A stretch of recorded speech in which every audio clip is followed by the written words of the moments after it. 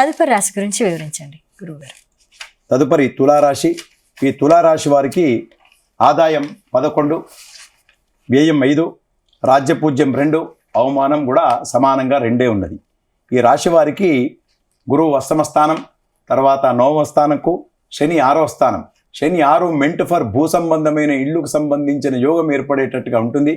కనుక వీరికి చాలా అనుకున్న పైన పనులన్నీ అవుతాయి. దైవం అనుకూలిస్తుంది.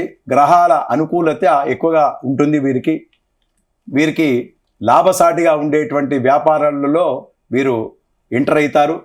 విపరీతమైనటువంటి రాజయోగం ఏర్పడుతుంది.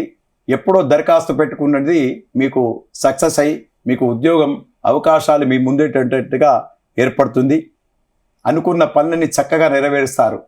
అవివాహితులకు తప్పకుండా వారి అనుకూలమైనటువంటి యోగం ఏర్పడేటట్టుగా ఉంటుంది. విద్యార్థులకు శుభ సూచనలే. విదేశ పర్యటనల కొరకు విదేశాల్లో చదువుకుంటా అనే వారికి మంచి వారికి అనుకునేటువంటి సంబంధించినటువంటి యోగం ఏర్పడేటట్టుగా ఉంటుంది. అనుకున్న పనులన్నీ చాలా చక్కగా ఉంటాయి. ఈ తులారాశి వారికి సంవత్సరము పట్టిందల్లా బంగారమే అనేటట్టుగా ఈ సంవత్సరం ఉంటుందని చెప్పి చెప్పబడ్డది.